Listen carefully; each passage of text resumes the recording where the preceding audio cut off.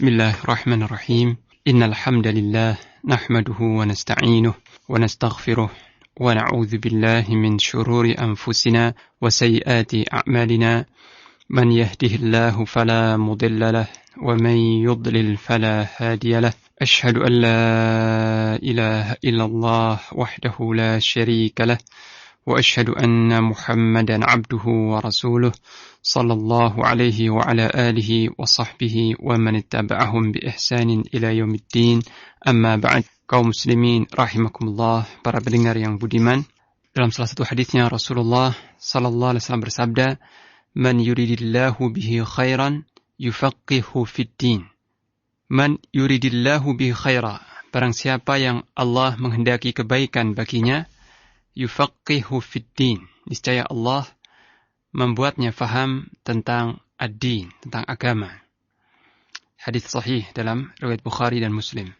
Nah, hadis yang mulia ini menunjukkan kepada kita semua tentang betapa agungnya dan betapa pentingnya seseorang itu memahami din atau agama Allah, yaitu al-Islam ini. Karena ini merupakan indikasi atau alamat bahwa Allah menghendaki baginya kebaikan di dunia dan di akhirat. Dan semakin seseorang itu antusias atau bersemangat dalam tafaqquh fid din atau memahami agama Allah, maka insyaallah ini suatu bukti atau suatu indikasi bahwa Allah SWT semakin besar menghendaki kebaikan baginya. Tapi sebaliknya, apabila seorang muslim kurang bersemangat dalam memahami atau mempelajari ad-din, maka berarti kurang banyak atau sedikit sekali kebaikan yang Allah kehendaki baginya. Dan apabila seseorang itu berpaling sama sekali dari mempelajari ad-din, tidak mau mempelajari, tidak mau mendengar, bersikap masa bodoh dan tenang-tenang saja kalau dia tidak tahu, ya, nggak merasa gelisah atau merasa harus belajar, dia merasa nggak butuh dengan ilmu din, maka itu berarti tidak ada kebaikan baginya sedikit pun. Ya. Jadi standar atau parameter kebaikan seseorang, kebaikan dunia dan akhirat, itu dilihat dari kepahamannya atau upayanya yang sungguh-sungguh untuk tafaqquh fid din, yaitu memahami agama Allah ini. Dan untuk memahami agama Allah, yaitu din, dibutuhkan banyak bekal atau banyak kriteria, ya, atau banyak bekal-bekal. Di antara yang paling penting adalah dua, yaitu as-sabru wal tikrar, ya, bersabar dalam mempelajari din ini, sebab tidak bisa agama dipelajari dalam semalam atau 2 malam saja, atau dengan membaca 1-2 buku saja, ya, tidak bisa. Jadi harus bersabar dengan waktu yang panjang, harus bersabar dalam waktu yang panjang dan mengulang-ulang apa yang sudah diketahuinya, ya. Jadi apa yang sudah dipelajari, sudah diketahui, jangan bosan untuk membacanya dengan mengulang dan sebagainya, sebab dengan itu maka ilmu tersebut akan menetap, ya, akan menempel dengan kuat di benak kita. Kembali ke hadis yang mulia tadi, bahwasanya tanda, ya, alamat bahwa Allah menghendaki kebaikan bagi seorang hamba adalah jika Allah memberinya taufik untuk tafaqquh fid din, memahami atau mendalami atau mempelajari agama Allah ini. Dan barang siapa yang Allah tidak memberinya taufik untuk memahami ad-din, maka berarti Allah tidak menghendaki kebaikan baginya. Nah, sekali lagi, dalam hadis yang mulia ini terdapat dalil tentang urgensi at-tafaqquh fid din, memahami dengan sungguh-sungguh agama Allah ini. Allah SWT telah menganjurkan dalam kitabnya yang mulia, Al-Quranul Karim, kepada kaum yang beriman untuk bertafaqquh fid din, untuk berusaha memahami dan mendalami agama Allah ini. Allah Ta'ala berfirman dalam surah At-Taubah ayat 122, وَمَا كَانَ الْمُؤْمِنُونَ لينفروا كافة فلولا نفر من كل فرقة منهم طائفة ليتفقهوا في الدين ولينذروا قومهم إذا رجعوا إليهم لعلهم يحذرون. Dan tidak sepatutnya orang-orang mukmin itu semuanya pergi ke medan perang. Mengapa sebagian dari setiap golongan di antara mereka tidak pergi untuk memperdalam pengetahuan agama mereka dan untuk memberi peringatan kepada kaumnya apabila mereka telah kembali, agar kaum tersebut dapat menjaga dirinya. At-Taubah ayat 122. Ya. Ini perintah dari Allah yang bersifat istifham atau pertanyaan. Ya. Kenapa tidak terjadi? Kenapa tidak diwujudkan. Dari setiap firqah, dari setiap kelompok, ada segolongan, ya. Ada segolongan di antara mereka yang pergi untuk bertafakuh fid din, untuk berkonsentrasi, memfokuskan diri, memahami agama Allah. Yang dimaksud dengan firqah atau kelompok di sini, jamaah, artinya satu kumpulan, ya. Satu kabilah, ya. Satu suku, satu daerah, satu wilayah, ya. Ya. Jadi di dalam setiap satu golongan, satu kabilah, satu wilayah, satu kecamatan mungkin, ya, satu bagian, itu harus ada pemuda-pemuda. Harus ada syabab, pemuda-pemuda yang benar-benar berkonsentrasi untuk tafakuh fid din, memahami agama Allah. Supaya apa? Supaya ketika mereka kembali ke daerahnya, kembali ke kampung halamannya, kembali kepada kabilahnya, mereka memberikan peringatan kepada kaumnya, ya, tentang perkara-perkara yang wajib mereka ketahui, yang harus mereka hindari, dan seterusnya. Sebaliknya, Allah SWT mencela orang-orang yang tidak mau memahami, ya, yang tidak faham. Tidak faham apa? Tidak faham tentang agama Allah ini. Allah Ta'ala berfirman, "Walakinnal munafiqina la yafqahun." Akan tetapi orang munafik itu tidak memahami. Ya, surah Al-Munafiqun ayat 7. Jadi orang munafik mereka tidak memahami. Tidak memahami apa? Agama Allah. Tidak memahami kalamullah, hadis-hadis Rasulullah dan sebagainya. Kalau mereka memahami, tentu mereka akan menerima hidayah dan akan berakidah dengan akidah Islam dan tidak bermunafik, ya. Jadi mereka yang munafik atau mereka yang mengikuti paham-paham yang kufur, yang ilhad, yang menyimpang jauh dari agama Allah, ini karena memang mereka tidak memahami akidah yang benar, tidak memahami hujjah-hujjah yang kuat, yang lebih terang dari matahari di siang bolong, ya. Kalau mereka meluangkan waktu, ya, dengan hati yang bersih. Mereka meluangkan waktu dan pikiran serta memperhatikan dengan cermat ayat-ayat Al-Quran, ya, hujjah-hujjah Allah yang kuat yang ada dalam ayat-ayat Al-Quran dan dalam sunnah. Niscaya kebenaran itu nggak bisa mereka hindari, ya. Niscaya mereka akan menemukan kebenaran yang sangat terang, sangat nyata sekali. Dalam ayat yang lain Allah Ta'ala juga mencela orang-orang yang munafik yang tidak memahami perkataan Allah dan Rasulnya. Allah berfirman dalam surah An-Nisa ayat 78, "Fama lihaula'il qaumi la yakaduna yafqahuna haditha." Maka mengapakah kaum tersebut hampir-hampir tidak memahami pembicaraan, ya. Hampir-hampir tidak memahami pembicaraan, ya. Ini pembicaraan Allah atau firman-firman Allah Ta'ala. Nah, jadi siapa saja yang tidak tafaqquh, ya, berusaha untuk mendalami agama Allah dan tidak memberikan perhatian, tidak berusaha untuk belajar, untuk menuntut ilmu, ya, maka dia, orang tersebut, mahrumun minal khair, diharamkan dari kebaikan, ya, tercegah, terhalangi untuk mendapat kebaikan. Karena tidak mungkin seseorang bisa beribadah kepada Allah Subhanahu wa Ta'ala dengan sebenar-benarnya ibadah, dengan cara yang diridhai oleh Allah, kecuali jika dia bertafaqquh, ya, memahami agama Allah. Kemudian menunaikan ibadah sesuai dengan yang disyariatkan oleh Allah Subhanahu wa Ta'ala. Tidak mungkin seseorang manusia bisa menunaikan ibadah sebagaimana yang disyariatkan kecuali jika dia memahami agama Allah Azza wa Jal. Maka orang-orang yang beramal saleh dan beribadah kepada Allah tapi tanpa kefahaman, ya, tanpa landasan ilmu atau kefahaman, maka amalnya, amal saleh itu tidak didasarkan di atas dasar yang benar, ya, tidak dibangun di atas dasar yang benar, maka boleh jadi seluruh amal salehnya atau sebagian besarnya itu sesat serta sia-sia belaka. Karena pentingnya tentang masalah ini, Imam Al-Bukhari rahimahullah mencantumkan dalam kitab sahihnya bab al-ilmu qabla al-qawli wal amal, bab ilmu itu sebelum berkata-kata atau berbuat, ya. Jadi sebelum seorang mengucapkan suatu perkataan atau melakukan suatu amal saleh dan sebagainya, harus didahului atau disertai dengan ilmu, ya. Dari sinilah kita mengetahui tentang urgensi tafaqquh, ya, fid dinillah, ya, memahami agama Allah SWT, dan bahwa ini suatu perkara yang besar, yang agung sekali. Dan setiap muslim dituntut untuk memahami agama Allah dan tidak boleh tetap dalam kebodohan, tidak boleh tetap dalam kekeliruan. Dia tidak tahu bagaimana cara menyembah Allah Azza wa Jal, ya, dan bagaimana menunaikan kewajiban-kewajiban yang Allah wajibkan. Bagaimana cara menunaikan ibadah-ibadah yang diwajibkan Allah baginya.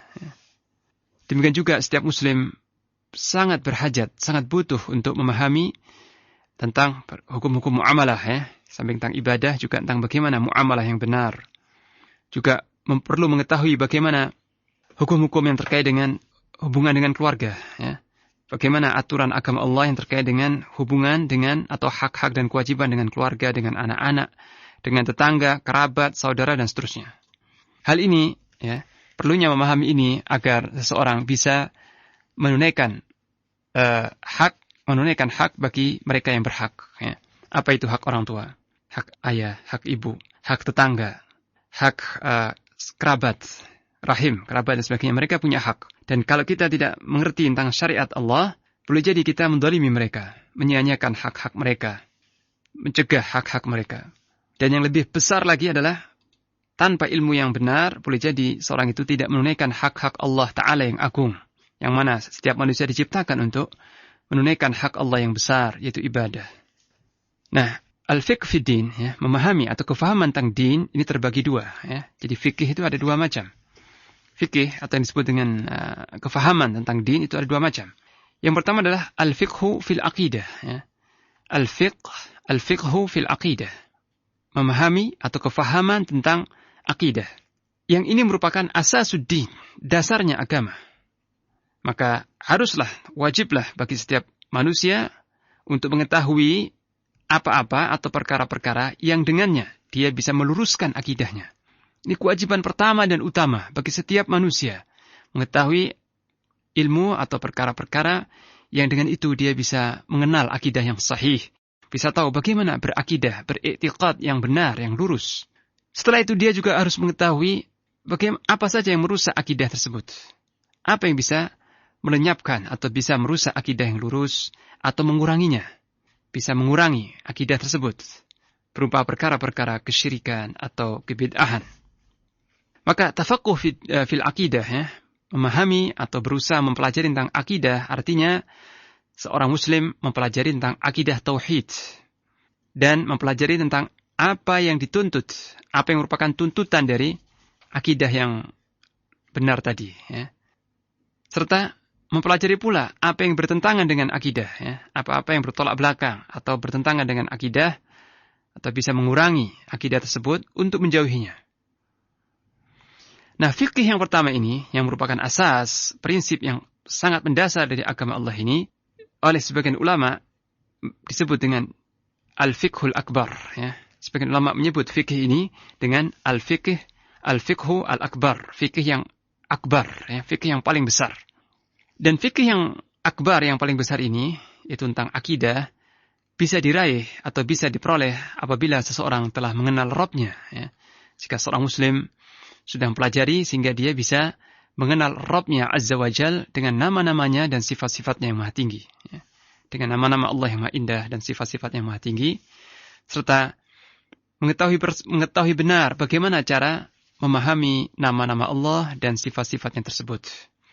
Ini merupakan ajalul ulum wa afdaluha wa anfa'uha. Ilmu yang paling penting, yang paling agung dan paling bermanfaat secara mutlak. Ya. Itu bagaimana seorang bisa mengenal Allah SWT melalui nama-nama Allah yang maha indah dan sifat-sifat yang maha tinggi dengan pemahaman yang benar, yang lurus, yang tidak salah dalam cara memahaminya. Tidak tercampur dengan tasbih, penyerupaan Allah atau ta'til, penafian dan seterusnya. Kemudian setelah itu dia mempelajari bagaimana cara menyembah Allah, cara beribadah kepada Allah dengan benar. Ya. Bagaimana cara beribadah kepada Allah dengan sebenar-benarnya ibadah. Ya.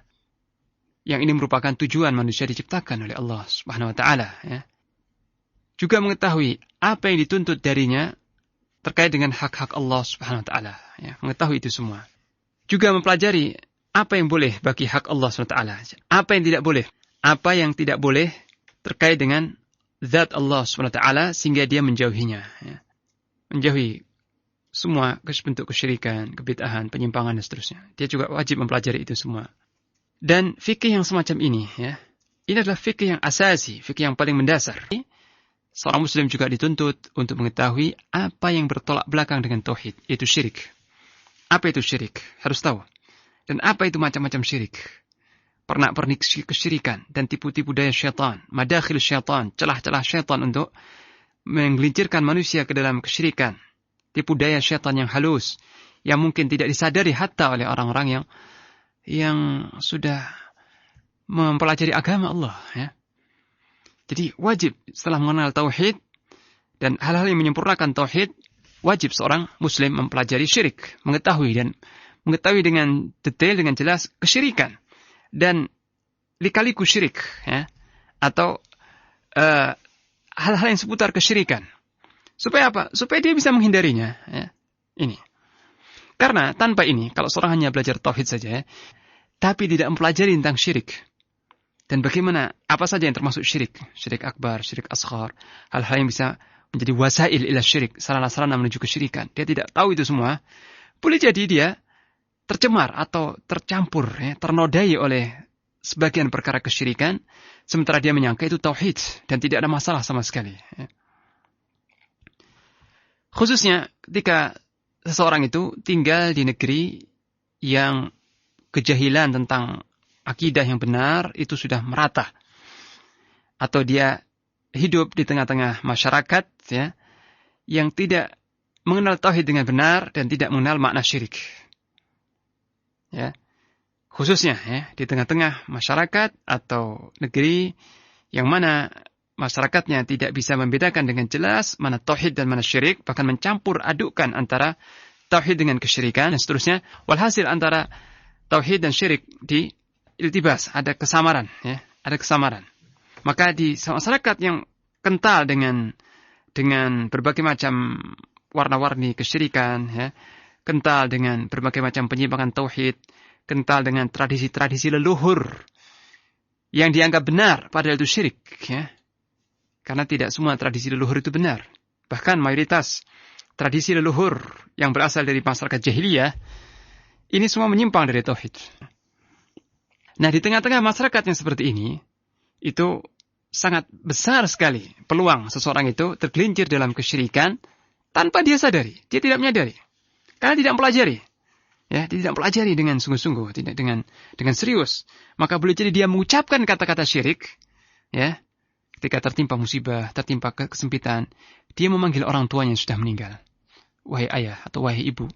Atau memanggil salah seorang wali yang dia kagumi, wahai Syekh Fulan, aku dalam kesempitan, ya. Atau seperti itu, beristighatsah, memohon pertolongan kepada selain Allah, dan dia tidak tahu kalau itu syirik, ya. Boleh jadi juga dia melakukan perkara-perkara, melakukan perbuatan-perbuatan yang dia menganggap itu enggak masalah, ya. Seperti mengantongi jimat-jimat, memakai gelang yang diyakini bisa menolak bala, atau percaya kepada hari mujur, hari sial, percaya dengan ramalan nasib, percaya dengan paranormal, hal-hal yang dianggap biasa dan normal saja, padahal itu syirik. Kenapa? Karena kebodohannya. Nah, dia celaka karena kebodohannya. Dia diserang, dia terjatuh dan tergelincir karena kebodohannya tentang din. Dan ini sangat bahaya, ya, kecelakaan dalam masalah akidah ini jauh lebih parah dan lebih dahsyat daripada bencana alam yang paling dahsyat sekalipun, ya, ini. Nah, banyak negeri-negeri kaum muslimin, ya, banyak sekali negeri-negeri, baik negeri yang mayoritas kaum muslimin atau yang bukan, masyarakatnya atau rakyatnya berkeyakinan bahwa membuat bangunan di atas kuburan, ya, jadi merehab atau membangun kuburan, mencium kuburan atau tawaf keliling di sekitar kuburan, atau meminta keberkahan, meminta keramat dari para orang saleh yang sudah meninggal, ya, memanggil-manggil nama orang yang sudah meninggal, istighatsah, memohon pertolongan kepada mereka, mohon dikabulkan hajat dari mereka menyangka itu bagian dari din, ya. Jadi kalau seorang memanggil nama salah seorang syekh yang sudah meninggal untuk memberikan pertolongan, ya Syekh Fulan, dianggap ini satu bentuk taqarrub, suatu bentuk ibadah kepada Allah. Karena Allah mencintai para orang yang saleh, mencintai para wali. Maka ketika dia menyebut para wali, dia merasa mendekatkan diri kepada Allah. Dia merasa melakukan suatu ritual, ya. Jadi dia menyangka bahwa kesyirikan itu bagian dari agama. Nah, ini terjadi, ya, terjadi di banyak negeri-negeri yang kebodohan sudah menyebar di situ. Nah, mereka menganggap atau meyakini bahwa itu adalah din atau agama. Kenapa? Karena orang-orang tua mereka melakukan seperti itu. Jadi hujjah mereka, argumen mereka tidak lain karena ayah-ayah mereka yang mereka anggap saleh, ya. Orang-orang tua mereka, nenek-nenek mereka, melakukan itu semua. Ya. Maka mereka menyangka bahwa apa yang ditempuh oleh nenek moyang mereka, apa yang dilakukan oleh leluhur mereka itu suatu yang benar. Karena nggak mungkin anak yang masih hijau, anak-anak yang masih muda ini, menganggap lebih tahu, menganggap sok lebih tahu dan lebih ngerti tentang kebenaran daripada orang-orang tua mereka yang telah memutih rambutnya, janggutnya, telah mengenal jalan-jalan, berbagai macam jalan, telah kenyang dengan pengalaman hidup dan sebagainya. Pasti mereka lebih benar daripada kita. Jadi kalau mereka, para leluhur menempuh suatu jalan, ya, dan itu diwarisi dari leluhurnya lagi, pasti itu benar. Karena itu sudah berdasarkan pengalaman yang beratus-ratus tahun begitu. Nah, ini yang disebut dengan taklid a'ma, mengikuti secara buta. Ya. Padahal manusia, para leluhur dan sebagainya, manusia yang bisa disesatkan oleh syaitan. Manusia yang bisa tergelincir dan bisa salah. Yang maksum, yang selamat dari kesalahan, hanya para anbiya, para nabi dan rasul. Ini. Dan ini satu penyakit yang mengakar pada masyarakat Quraisy yang kafir di masa Nabi SAW, dan juga pada masyarakat yang sekarang. Ya. Kecenderungan untuk mengikuti jejak dan tradisi orang-orang tua mereka tanpa mencermati, ya, tanpa memikirkan kembali, ini suatu gharizah, suatu kecenderungan dalam jiwa yang membuat seorang itu tidak mau menerima kebenaran. Ya. Sebagaimana perkataan orang musyrikin, "Lau sya'allahu ma asyrakna wala aba'una." Surat Al-An'am ayat 148. Ya. Kalau Allah menghendaki, tentulah kami tidak akan menyekutukan Allah dan tidak juga orang-orang tua kami. Ya, jadi maksudnya apa? Ketika orang-orang musyrikin yang melakukan praktek-praktek syirik itu mendapati orang-orang tua mereka, kakek-kakek mereka di negeri mereka itu melakukan seperti itu, mereka menyangka itu bagian dari agama Allah dan bahwa Allah ridha dengan itu. Sehingga mereka berkata begitu, ya, tidak mungkin orang-orang tua kami keliru dan sebagainya. Tidak mungkin Allah membiarkan orang-orang tua kami dan kami dalam kesyirikan. Kalau Allah menghendaki, tentulah kami dan orang-orang tua kami tidak akan menyekutukan Allah. Nah, ketika orang-orang tua kami berbuat seperti itu, berarti Allah meridhai, gitu ya. Ini juga sebagaimana perkataan musyrikin, kaum musyrikin dalam surat An-Nahl yang dikutip oleh Allah dalam surah An-Nahl ayat 35. "Lau sya'allahu ma 'abadna min dunihi min syai'." Kalau Allah menghendaki, tentulah kami tidak akan menyembah selain Allah sesuatu pun. Ya, ini surat An-Nahl ayat 35. Maka Allah membantah ucapan musyrikin ini di ayat berikutnya. Itu surat An-Nahl ayat 36. Bantahan dari Allah SWT. "Walaqad ba'athna fi kulli ummatir rasulan an i'budullaha wajtanibut taghut." Dan sungguh benar-benar kami Allah telah mengutus pada setiap umat, setiap bangsa, seorang rasul yang menyeru kepada mereka, "Ani'budullah wajtanibut taghut." Sembahlah oleh kalian Allah dan jauhilah taghut. Jauhilah taghut. An-Nahl, surat An-Nahl. Nah, seandainya Allah ridha dengan perbuatan kaum musyrikin tersebut, niscaya Allah tidak akan mengutus rasul. Tidak mengutus seorang rasul yang mengingkari mereka. Nah, ini tidak lain disebabkan kebodohan kaum musyrikin yang tidak mau kembali kepada tauhid yang lurus, yang benar, yang meskipun dibawa oleh para nabi dan rasul sallallahu alaihi wasallam. Tauhid yang benar itu adalah memurnikan ibadah, peribadatan hanya untuk Allah semata dan meninggalkan peribadatan kepada selain Allah Ta'ala. Ya, oleh karena itu misi utama, ya, risalah terpenting dari setiap nabi dan rasul itu ini, ani'budullaha wajtanibut taghut. Hendaklah kalian sembah Allah dan kalian jauhi taghut, ya. Yang dimaksud dengan taghut adalah kullu ma'ubida min dunillah subhanahu wa ta'ala. Semua yang disembah selain Allah subhanahu wa ta'ala. Ya, jadi apa saja yang disembah di samping Allah itu taghut. Baik mereka disebut wali, ya, atau disebut syafi', perantara, pemberi syafaat, atau disebut apa saja namanya. Kalau dia disembah di samping Allah, maka dia taghut. Apabila, dengan catatan, apabila dia ridha disembah di samping Allah subhanahu wa ta'ala. Sedangkan mereka yang disembah, mereka orang-orang saleh atau para wali, para nabi yang disembah oleh kaumnya, sementara mereka tidak ridha tentang hal itu, maka tidak disebut taghut. Ya. Kalau mereka tidak ridha, bahkan melarang dengan keras ketika masa hidupnya, maka tidak disebut taghut. Tapi tetap peribadatan kaumnya, ya, kaumnya yang menyembah orang-orang saleh tersebut, perbuatan itu syirik, menyekutukan Allah subhanahu wa ta'ala. Sebagaimana Isa bin Maryam alaihissalam disembah oleh kaum Nasrani. Para malaikat Allah yang suci disembah oleh orang-orang Quraisy.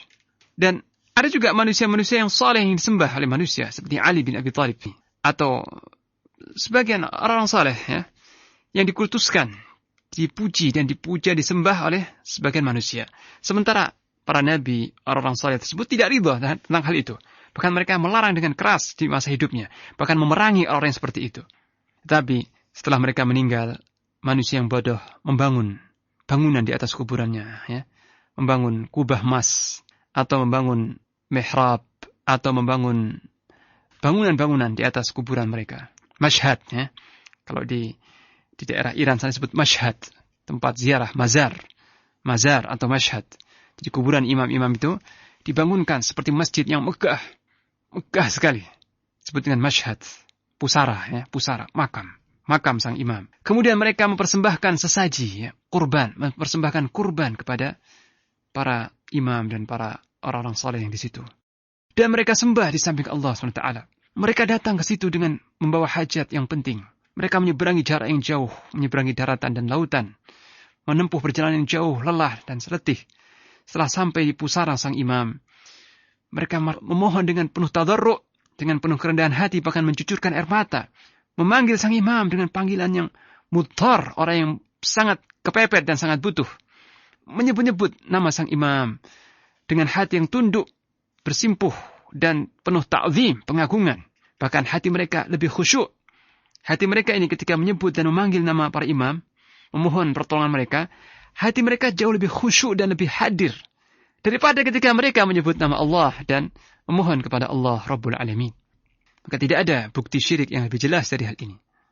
Akan tetapi para imam yang disembah itu, orang-orang saleh yang disembah oleh para pengikut yang jahil, mereka tidak disebut tauhid, ya, tidak disebut tauhid. Ya, tetapi orang-orang yang menyembah mereka tetap disebut musyrik.